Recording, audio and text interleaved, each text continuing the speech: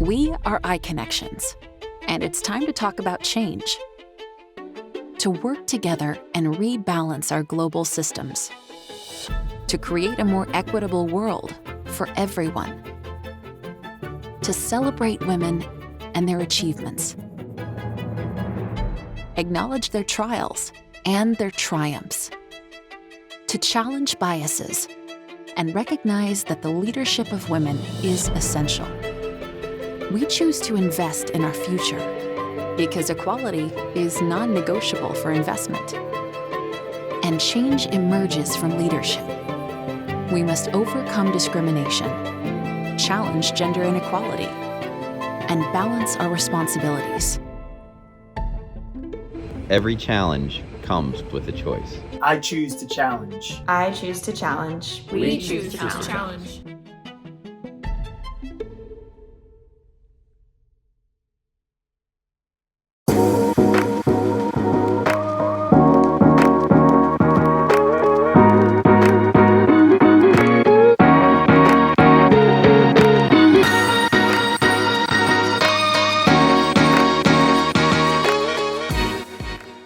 Welcome to our next panel discussing equality in the technology industry.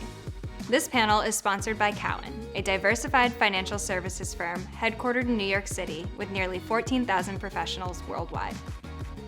The technology sector's dizzying rise has led to fundamental questions over inclusion.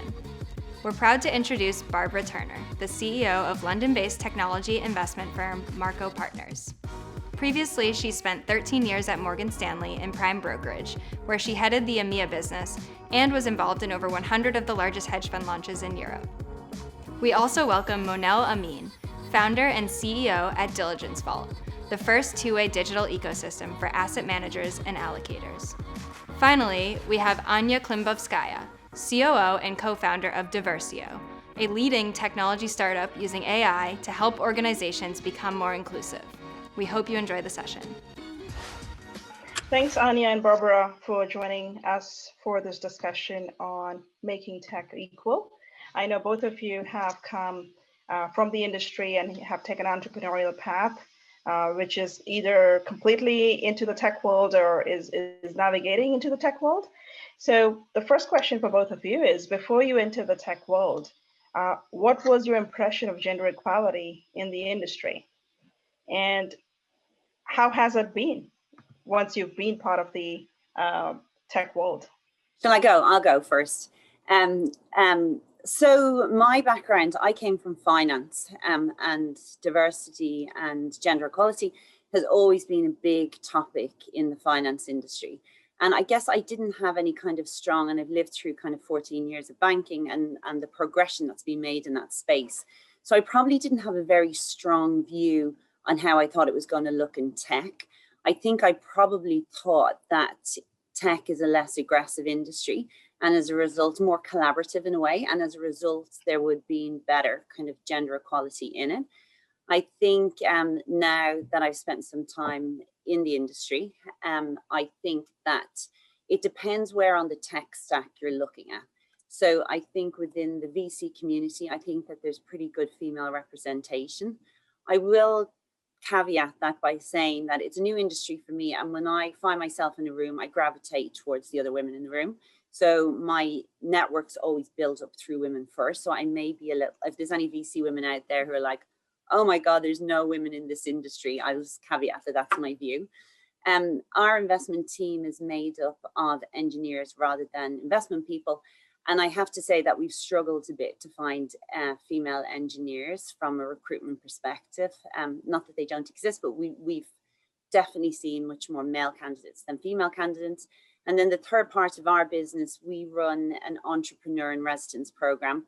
So this is essentially a program for startups where in normal times they sit in our office and they're coding and building and creating their businesses. And again, there's definitely more male founders than female founders in this space. So if there's any female founders out there, please feel free to contact me afterwards. But I guess that's my, in a nutshell, that's my views so far on the industry. I'll jump in kind of with my background and my experience. It's interesting because my background, I came kind of from academia first, where in certain areas there's quite a lot of representation of women, maybe not others. Similar to Barbara's point around the tech sector, after academia, I was actually at RBC, so Canada's largest bank, which from a gender representation perspective is, and from other actually diversity dimensions, is quite diverse, maybe not at the very, very top, as I think is common for kind of all sorts of industries, but that diversity does exist there. And then obviously having co-founded a technology company and kind of moved into the tech space, it's been quite interesting. I think in some ways, going into the technology sector, I really anticipated that there wouldn't be that much diversity just based on, honestly, media and media's representation of the tech sector as like this, Silicon Valley kind of bro vibe, maybe like a little bit, macho, what have you, maybe a little bit geeky. But it's been interesting. It's been quite interesting seeing it develop and seeing it grow because of the nature of our business. And we're the company that my company is called Diversio, and we are literally in the business of helping organizations analyze, improve, and track diversity and inclusion internally. We've seen a really motivating push forward from technology companies, many of which are, founded by men or founded by folks from traditionally kind of dominant backgrounds towards diversity. And I think that that's kind of what is giving me hope, and what I kind of choose to focus on a lot of the time is, okay, it's been a certain way, for quite some time, but I now think that people are truly starting to wake up to the reality that maybe diversity is something that needs to be on top of everyone's minds, and not just, people who are traditionally underrepresented, like women or people of color, maybe LGBTQ community. So we're seeing this positive momentum, but generally speaking, from the numbers, we're still finding, there's quite a big misbalance or difference in representation across the board. So for example, because we collect the data, we're actually able to track how it's changing. And right now we're seeing that the representation of women in technology sits at around 40%. But to Barbara's point, it is quite segmented. So where women have jobs in technology, maybe it's HR, maybe it's marketing, but those traditionally engineering jobs or founders, we're just it's still a work in progress.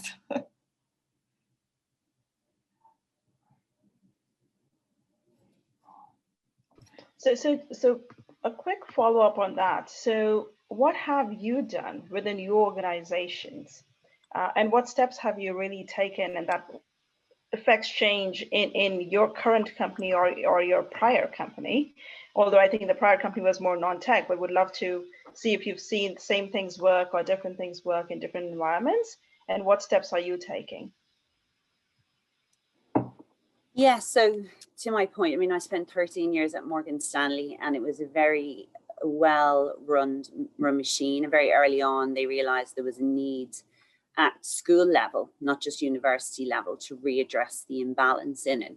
And, in those days, you didn't have organizations like Anya that really help you from a data perspective to understand where the gaps are. And I always thought that when you move on to kind of a smaller, more institution or more boutique, which we are, I mean, we're 11 people plus our EIRs, much smaller organization, it would be easy. But the reality of the situation is when your business grows quickly, as ours has, you become very reactive, and you have to kind of stop and address it. And we've come to a point with our EIR program that we've got 11 EIRs, and 9 of them are men and 2 of them are women, or 3 of them are women, 8 of them are men and 3 of them are women. And that has happened by accident, like definitely not by design. Last year was many things to many people, but it definitely wasn't straightforward.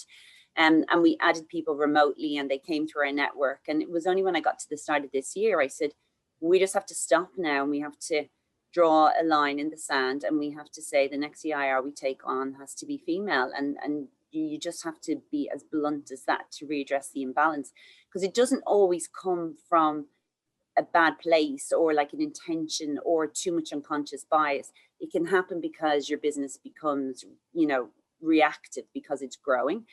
So you have to be really focused. It's really hard. Diversity is really hard across the board because, you know, it's really easy to hire people who look like you because it's easy to train them and mentor them. You know, it's going to drive them. You know, it's going to encourage them. You know, it's going to motivate them. All of those same things that motivate you. But then when you decide to build diversity, it becomes much more difficult because you have to rethink the process where everybody comes your way. But it's equally hugely more fulfilling because when you're only hiring people that look like you just kind of continue on in the same version of yourself. When you have lots of people that come in with different perspectives on things, you learn like an incredible amount from the people that work for you, from those differentiating perspectives. But you do have to keep stopping and readjusting for it, even if you start with the best intentions in the world, I'd say.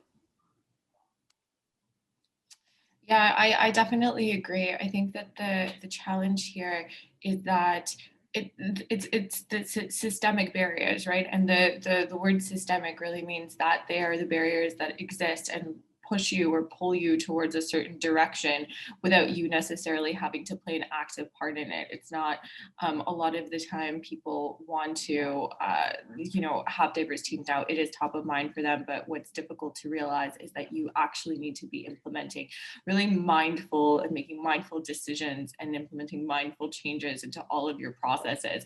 Or else if you just sort of kind of let the chips fall as they may, a lot of the time you will end up perpetuating the same the same issues because it is part of a greater challenge or greater problem. So I think that that's something that everyone is kind of starting to realize and really be a lot more mindful about. In terms of us and kind of our company, the way that we work is it is very much a data-based approach because we're starting to look at diversity and inclusion, or we are looking at diversity and inclusion as a business challenge. It is, and then approaching it the same way that you would approach any other business challenge or business opportunity. You know, if your team isn't meeting its sales targets, you're not going to go on a corporate retreat and talk about, you know, how great it would be if you just all adopt a sales like mindset and then suddenly it's going to happen. You're going to track it through, you're going to, you know, track with your CRM, you're going to make some executive decisions, you're going to be very data driven about it because it's an important business imperative. Same thing with D&I. We go into organizations, we collect data directly from employees around, yes, their demographics and identities, but also their in experiences within the organization.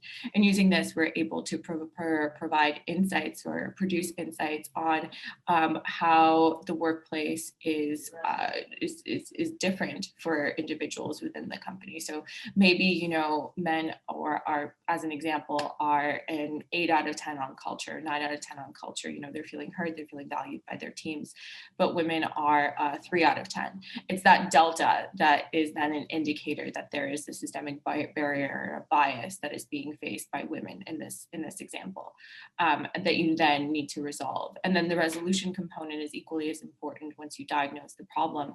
And we actually use a form of artificial intelligence to generate recommendations for how to fix the issue in this specific company. So then organizations can ultimately start setting targets, not just for diversity, which is great and fantastic, but also for inclusion. Because at the end of the day, you know, you can get that talent through the door if you find them, but if they're facing the issues within the company that prevent them from doing their best work, it's a kind of a lose-lose for everyone. So that kind of holistic approach and that numbers-based approach is something that we see work well. And in both of your experiences, where have you seen people pause, right? Or saying, you know what, that's great that we have these recommendations, but how do we go about executing those, right? Because it's a new concept, even though I think it's a challenge that everyone's faced for the longest time. Going towards resolution of those concepts is a new phenomenon in the entire industry, in tech or non-tech. So where have you seen people pause or be concerned or worried about backlash? Or have you seen it? Yeah, I think that's a really good question. I think that on the implementation side of things, we see, so one thing, actually, I'll talk about two things that really, really work. So number one is realizing that there are others who are going through exactly the same thing as you, and realizing that you're part of a community, and then leveraging that community to actually learn from the experiences of other organizations similar to you.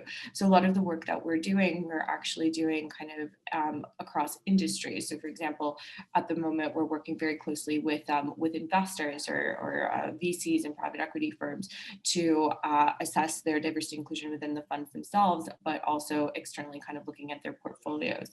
I don't know if you know this, but to Parker's earlier point, diversity and inclusion maybe not one of the strongest qualities of VC and private equity, at least not yet. But there are, there's the desire, and then there's the community. So if one venture capital fund does something and it works really, really well for them, this is something they're usually willing to share with their peers in this space. And so creating those spaces where that's possible is something that we really focus on, so that funds can come together and they don't have to reinvent the wheel every time. They can share their experience and kind of grow together as an industry, which can be really empowering. And then on the other side of things, I think just having the mentality that that there will be sometimes, kind of pushback, regardless of, because people may feel like there's things like reverse discrimination or reverse, racism against white people, or, sexism against men. And just having those conversations kind of openly and addressing them head on, and creating equality of opportunity a lot of the time. And really kind of the education component as to why this is so important and why this is critical, and why, frankly, at the end of the day, it's going to benefit everyone, not just, folks from underrepresented groups. We find that it is definitely a harder one to tackle, but it is possible. Yeah, I mean, when I was at the bank, they went through a changing process where they said at analyst level, it has to be 50-50 male, female, question no. And then they had a couple of initiatives where they were, fast track female programs. And I always, to be honest with you, kind of struggled with these a little bit, because you would get all this back chatter and noise from other people saying like they're only there because they're a woman. And half of me thought, you know what, look, we need to address the imbalance. Let's just kind of keep going with it. And then the other half thought this is really unfair because this person absolutely deserves to be fast tracked in their career. But because of their gender, in many ways, they haven't had the network, or they haven't had the mentorship. Mentorship is so important. Like, they haven't had that person who's been able to help them on their journey to get there. So as a firm, we have to stop and do something really drastic about it. But I think that's a really complicated one to solve for. And I don't think kind of into the future that will work, because, we're evolving, as a race, we're evolving so rapidly, and there's so many different, and to the point of like kind of having reverse discrimination and lots of other things that you need to factor into. I don't think in the next decade, you'll be able to use solutions like this to address it. But I do think it needs to be addressed much earlier on. I think it needs to be addressed at school level. I think that's the biggest issue we have kind of across all industries, is that we're trying to tackle this gender issue too late. So just piggybacking on that, what do you think about different initiatives? So one is obviously there's a huge focus on STEM early on in the school days. And I think there are special programs which are encouraging women to be more in tech early on. So it's Women and Girls Who Invest, or Girls Who Code, and those types of initiatives. How have you seen impacts of those, if there is anything around that, that you've measured or you've experienced? It has to be twofold. Mm-hmm. So you have to get the girls when they're early, but they have to have someone to look up to. Like, I was very fortunate early on in my career that my first boss was female, and she was amazing. And she said to me very early on, a mentor can only be someone whose life you want to emulate. So find someone who's been on a track that you want to go on. I mean, you might not end up on that track, but like, at least it'll give you some direction and somewhere to go. And throughout my career, there was always like kind of, you had lots of different types. You'd have like, you know, a kind of a board of men, and you'd have like the sports star, and you'd have the academic, and, you know, you'd have the salesperson, and then you'd have the female, and she was like just another flavor of the man. And if the female was there, that was great, first of all, because there was actually someone I could even relate to from a gender perspective. But if they had taken a different path in life, then it may as well have just been another male, because it wasn't someone that could kind of help me on my journey. So I think, like, in addition to getting girls involved in STEM very early on, I think it's really important. They have to be able to see where that can take them, and they have to have role models, and they have to have role models who are real women, you know? So like, not just kind of like, you know, it has to be around the whole concept of bringing your whole self to work, bringing your whole self to life. And like, as a young girl, being able to look up and going, hey, you know, that's quite cool. I want to do all of that when I'm older. So I think at least my generation have are responsible for making sure that we're out there and we're present in the market and saying, you know, this is a market for everybody, and one where you can be just as impactful as the boys here. Okay. And then Anya, have you seen from your work these types of progressions from junior to senior within the diversity work that you do with the organizations? Yeah, that's a great question. I think something that we're seeing, which is really really echoing Barbara's point, is the way that we approach kind of inclusion and measuring inclusion in an organization is through 6 key metrics and 6 key KPIs that we validated academically with several of our secondary partners. And the way that kind of, if you think of them as kind of Maslow's hierarchy, at the bottom, or the foundation of the pyramid, is workplace safety, which is, you know, very basic, you know, no harassment in the workplace. There's, you know, you can't really go anywhere if there's, you know, that sort of thing is happening. But then at the top of the pyramid, and the kind of the notoriously the most challenging component, is what we call career development. And the core piece of that is, or the core question driving that, is there someone invested, someone senior invested in your growth and development within the organization? And so this very much ties to the idea of having mentors and sponsors within the company. And that is kind of notoriously the hardest kind of metric to crack, specifically when you're looking at underrepresented groups. And something that we're finding, you know, when it comes to mentorship and sponsorship, is it's incredibly important, but oftentimes women and, you know, underrepresented folks and people of color, folks maybe with a disability, they're not necessarily seeing those senior leaders, identify them and invest in them from a sponsorship, you know, mentorship perspective. And what I mean by sponsor is saying, you know, someone who creates opportunities for you, who gives you a shot, basically, to succeed when maybe others wouldn't necessarily. And the reason for that is because oftentimes senior leaders, they choose people, you know, unconsciously, who remind them of themselves. And as a result, because our senior leadership still kind of overwhelmingly, at least, you know, honestly across most industries right now, in tech and finance definitely, are men, they're looking at, and, you know, white men a lot of the time, they're looking at others and they're investing in others and mentoring other young white men. And so it's creating this gap. And something that we started doing actively is actually recommending to companies to encourage their senior leaders to take a look at their networks and take a look at who their mentees are, who their sponsorees are, and think about it and be mindful of it. And this aha moment is something that we see happen over and over again. And it's so interesting because you're not doing it on purpose. You're not going out there being like, I'm going to prevent women from ever, you know, being invested in or reaching the senior ranks, but it just ends up kind of happening by accident. And something that was really concerning that we saw actually in recent years is that men also started feeling uncomfortable sponsoring junior women because of basically the backlash that happened after Me Too. 64% of senior men said they felt that it was inappropriate for them to have a mentor-mentee relationship. This is a lenient study done by the Wall Street Journal, so, you know, quite reputable, with a junior woman. And so what we started doing, which is, you know, not great. It's sort of like the Mike Pence curse a little bit, because if you're not, if those senior leaders aren't willing to chat with you, how are you going to get any opportunity to advance and prove yourself in your career? So what we started doing is really talking to senior leaders and saying, be mindful about this, break the mold, have an official kind of promote your sponsory.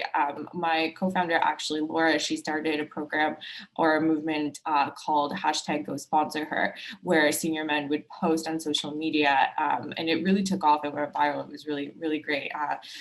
Their sponsoree, who is a high potential young woman. And so having these conversations and really kind of moving the conversation forward in this way, and calling things out for what they are, and also providing actionable solutions, I think are really great, meaningful ways to hopefully enact change. I don't know if that answers your question, but I just was inspired by Barbara's points.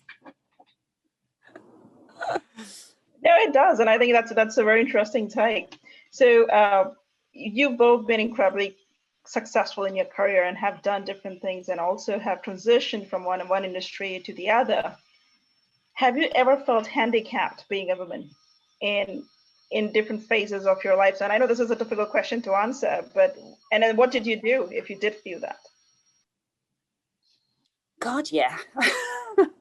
Call a spade a spade. Yes, yeah. And actually, as I moved up in my career in finance, it got very lonely. Like, I really genuinely enjoy female company. And just as you became more senior, there became less and less women in the room. And, that was lonely. That's the truth of it. But I never really thought about it, to be quite honest. Like, I love the way the conversation happens so much all the time. I love that I say to my male partners, we're not hiring anymore. We need some female startups. And they go, you're absolutely right, Barbara. And I go, I feel responsible for this because I'm the woman and I should get out there and do this. And they're like, no, you have our complete support. So I love that the conversation has gone global and gone very public about it. It was just one of those things that happened, which is awful to say, and you just sort of got on with it. But you always in hindsight, when I look back on it, I always operated with a handicap, because I was navigating a male-dominated environment, and I was supposed to operate like a male. But you're at your best when you're the best version of yourself. And when the version of yourself is somebody else, you have a genuine handicap going into the race. And I started to realize that more and more through the latter part of my career, where, I got more senior and more vocal about what I said. I did realize that my viewpoint was in many, quite often, not that I never got any pushback or anything, but it was quite different. And actually having the ability to go off and, join a startup and build a business and really think about how we can do it better ourselves this time around was just an incredible opportunity. So, I have to keep reminding myself that I have a duty to, to make sure that we get it right. Absolutely. How about you, Anya? I think that's an interesting question. I think through my career so far, I got very, very close to that point. And then I pivoted to go make a startup. And it was almost like I ran away from the systemic challenges. I could sense them around me, and I was like, nope. And then went with Laura. I was very lucky and I was very fortunate with kind of after grad school, the way that my career progressed in academia. I had this incredible mentor and sponsor. Her name was Dr. Basma Momani, who kind of took me under her wing, and my first kind of professional experience was really with her. And it was these incredible opportunities to lead national big data studies and really contribute. Actually was on the topic of diversity and inclusion, and ultimately that led to my next role, which was with RBC, and I came on as the director with the Office of the CEO of RBC, working very closely with another mentor of mine. And then it was, I started kind of getting a sense of that corporate structure and that corporate world. And I really was craving something more entrepreneurial. And also I could feel that it wasn't necessarily something that those systems within the corporation weren't necessarily something that were kind of inherent to me, or something that I could really operate within for a long period of time. And so that's when I pivoted away. And at the time, actually, Laura, my co-founder, had just started Diversio, and we went out to coffee together. And she told me about the company, and she knew I was, in love with diversity and inclusion. She knew I was very passionate about diversity and inclusion and technology, and operate the things that you could do with artificial intelligence in this kind of social tech for social impact kind of space. And well, she maintains that she did not ask me to come co-found the company with her. I maintain that she did, regardless. Kind of, it's been 3 years, and like here we are. So, who won that one? But ultimately, kind of, I think it was kind of luck, I think, a lot of the time in my career, which enabled me to sort of navigate those spaces. But now that we are, or I am where I am, and I'm doing what I'm doing, we kind of have an insider's look at so many different companies and so many different organizations, Fortune 500s, as well as SMEs across, and small tech startups, as well as large companies as large as, Viacom, CBS, or Accenture, or Honda. And it's very clear the patterns that emerge within these businesses, and we work together with individuals who are committed. A lot of the time now, executives are genuinely committed to diversity and inclusion. They're genuinely committed to, it's beyond fluff and kind of just talk. We're seeing that desire and that will there. Just a lot of the time, the question is like, how do we do it? Like, how do we get there? We have unconscious bias training every year for 10 years. Like, why isn't it fixed yet? And I was like, well, it's not fixed because, maybe there needs to be other things. There need to be things that change the systems in the company. Yeah, so I guess my answer is maybe I've been lucky, but now that I'm kind of on this side of things, I'm seeing the issues, I'm seeing the challenges firsthand in all these different companies, and they're making me motivated to kind of get in there, be like, no, enough of this. Okay, so I guess I'll share a bit of a story about unconscious bias. So when I left Citi to start Diligence Vault, there were two very, very, I would say, successful men who at different points of time told me, Monel, go back and find a job. Finance and technology, you're at the intersection of minority and women, and it's going to be incredibly difficult, right? And I didn't believe it. And I'm like, so what? Because I've never felt that just because I'm a woman, I couldn't do stuff, until I started fundraising. And oftentimes I used to pitch to male VCs, and the question I kept getting is this a lifestyle business? And I'm like, why would you think this is a lifestyle business, right? I mean, this is a B2B SaaS business. And the counter that I had for them is, would you ask this a question if the entrepreneur looked like you, right? And I think that made them pause and think about if they had a bias or not, right? Because I'm like, why would you just think that? And they said, because that's what we see when we see female entrepreneurs. So I think that's just a bias that they've had. And you just have to challenge that, right? And I think you just have to get past people with the biases and find the right match. But that's something I've seen. And listen, in spite of that, we've successfully raised money, and we've built a business. So all of that are learning lessons and understanding that there are those biases, and we just don't have to be offended by it. It's nothing personal. It's just what they've seen, right? And people are recognizing that there is a bias. Right? Okay, so further down on the same topic, as you see all of these initiatives that are happening in the industry, do you think tech is really getting more equal, or is it better at seeming more equal as more and more initiatives are coming? I know we said that it's going to take at least a decade to get there, but do you think it's going to be a change that's going to happen rapidly? Are you seeing acceleration in the change, or is it just more seeming to be equal as more and more people are focusing on that area? I think tech has the best chance of getting this right. Of all the industries out there, I think it's too depressing to think that maybe tech couldn't get this right, because if they don't get it, everyone else is going to struggle. And they're the leader in this space because they have thought more about kind of inclusion and culture, and the whole concept of bringing your whole self to work, like that started in tech. And that's really important to a lot of women. And I think that's how you create kind of more balanced businesses, and understanding that, particularly in tech, most great businesses come from someone trying to solve a problem. They have an issue with something that they can't solve anywhere else, and they build a business. Now, to think that only half the population ever has a problem that needs to be solved is way too narrow. So it's so broad-based. And we, as part of our due diligence from an investment perspective, we think a lot about, is this company an employer of choice? And last year we did a survey of engineering talent, to ask them, like, a whole series of questions about, do these, how do you rank these factors in ascertaining whether somebody is an employer of choice? And 92, one of the questions we asked was, how important is it that your company addresses gender equity? And 92% of the respondents said that it was important to them. And the respondents were 50-50 male, female.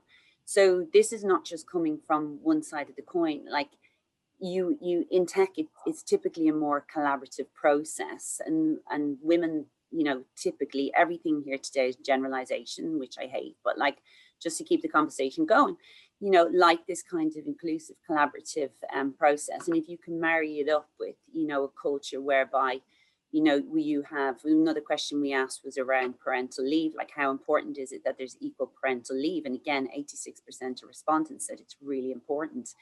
And there's so many things that tech is at the front of that I think it's got an incredible opportunity to address that, and all the other issues that will be coming, like, to my earlier point, like, gender is just the start of it. Like, there's so many different ways we need to start thinking about diversity, inclusion, and how we grow our business. And it's not a new phenomenon that diversity is a really powerful tool in a business, and that you get the best solutions out of having a diverse mindset and things like that's not, you don't need to convince anybody on that anymore. So I'm incredibly positive.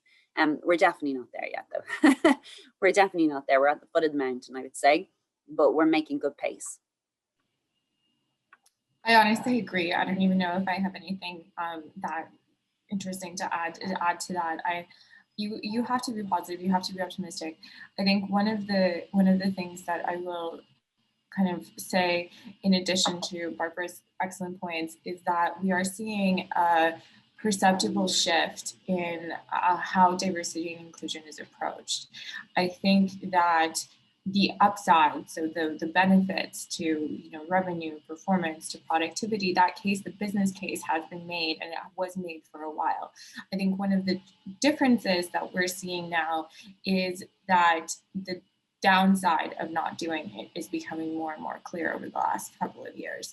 The impact on companies' bottom line and on companies' performance and how companies are perceived by the public is becoming more and more clear, with social media being able to, and the public, frankly, being able to almost instantaneously hold companies accountable and demand action instead of just, fluffy kind of, no pun intended, but sitting on a panel and talking about it if you're a CEO is just incredibly meaningful. We saw, I think in 2018 or 2019, I honestly don't even know what year we're in right now with the pandemic, everything. Time is a flat circle. I think in 2019, there was a study looking at the bottom line impact on companies that had a diversity and inclusion related scandal. And this was done by one of the big consulting companies. And what they found is that on average, every company that had a D&I related scandal saw a 7% drop in market cap in 3 weeks following the event. That's an incredibly meaningful statistic.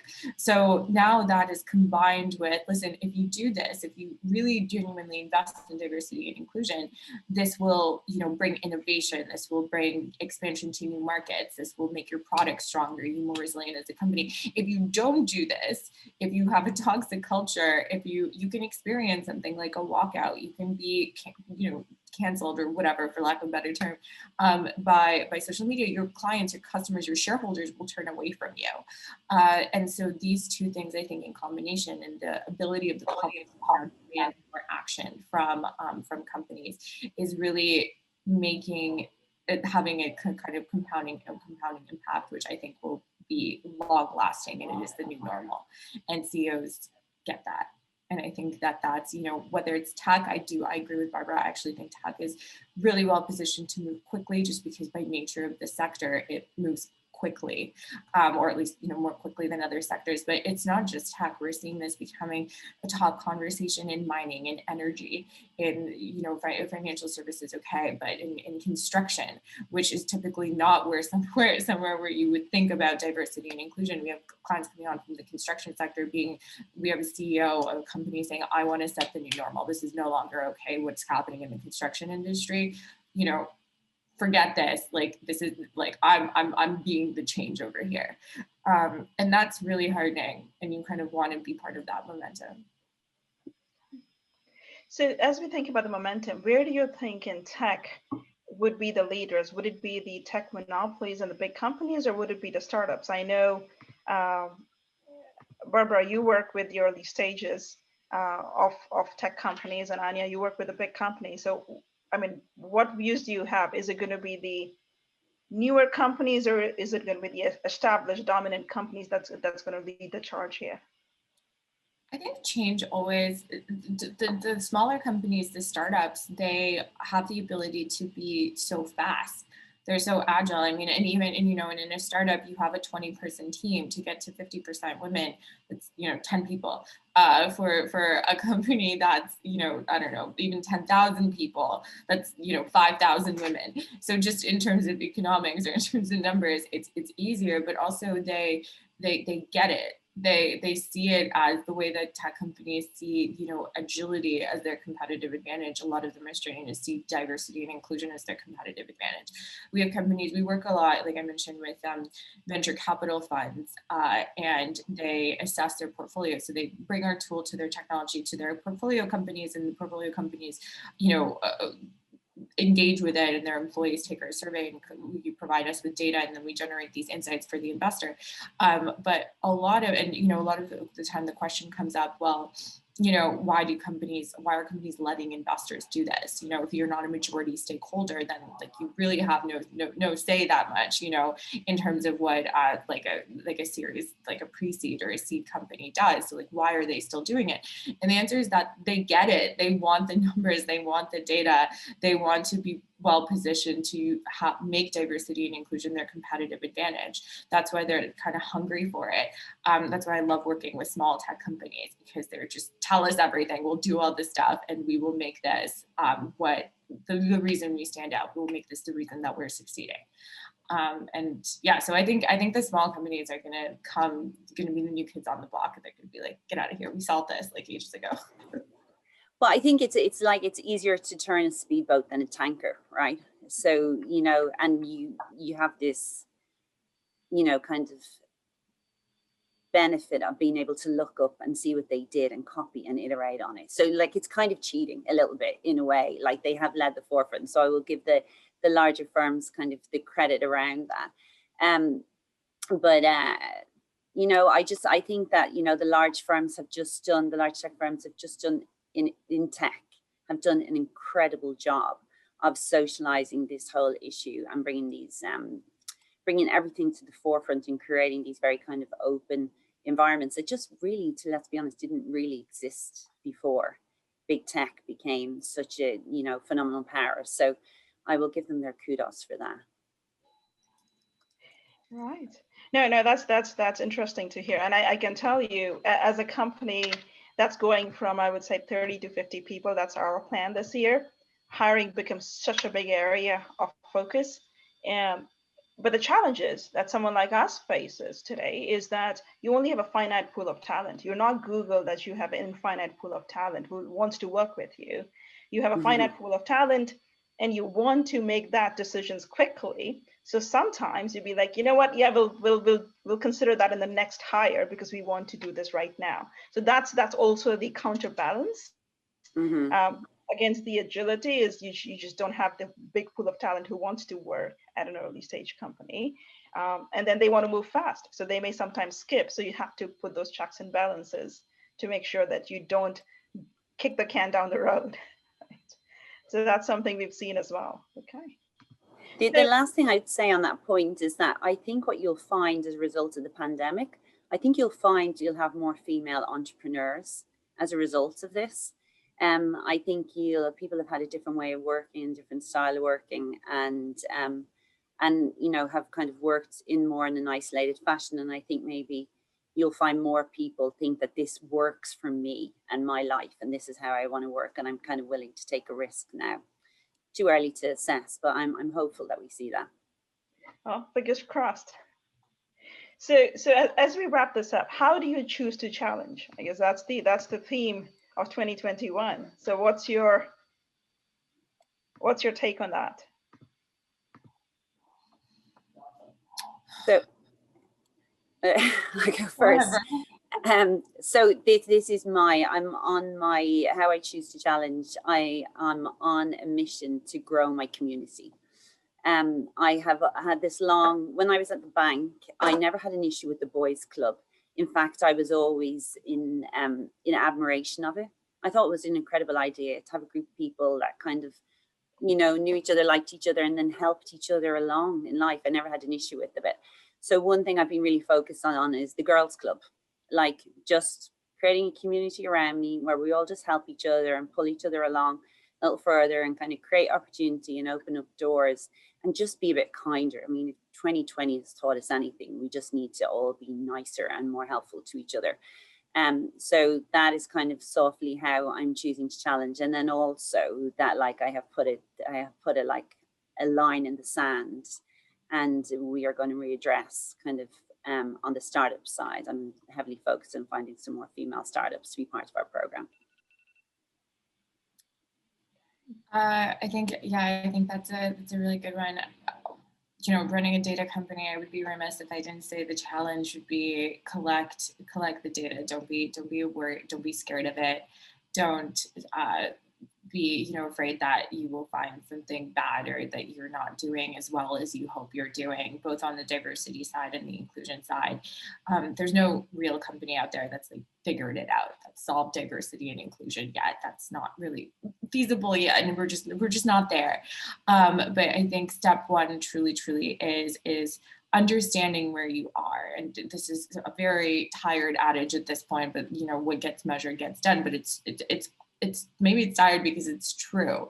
Measure your baseline, understand what your challenges are, set goals around them, and then tackle them head on. You know, if you keep kind of implementing ad hoc solutions, or if you keep doing anti-bias training every single year and kind of that's it, then in 10 years we'll still be having this conversation. But if you get more tactical about it, if you approach diversity and inclusion the same way that you would approach your sales goals or your product goals, then you can move the needle and you can do it quickly, and we've seen it happen. And you know, if you need help, there's others who are doing it as well. We could, I'm always happy to share best practices that we see work, or just approach for data collection, or how with whoever wants to talk about it. I love talking about data. So yeah, just don't be afraid of the numbers. They will help you. All right, thank you, Barbara and Anya. I think that was a very good conversation about the challenges, what to look out for the future, and your personal choosing to challenge in further areas. And I think everyone who's listening, if you are a female founder or a diverse founder and want to pitch to Barbara and also work with Anya, I think this is the opportunity. You've heard what's important to both of them. But thank you so much for being on the panel, and thank you, iConnections, for setting this up. Thank you. Thank you. Right. Okay. Thanks, Monel. All right. Take care. Bye, everyone.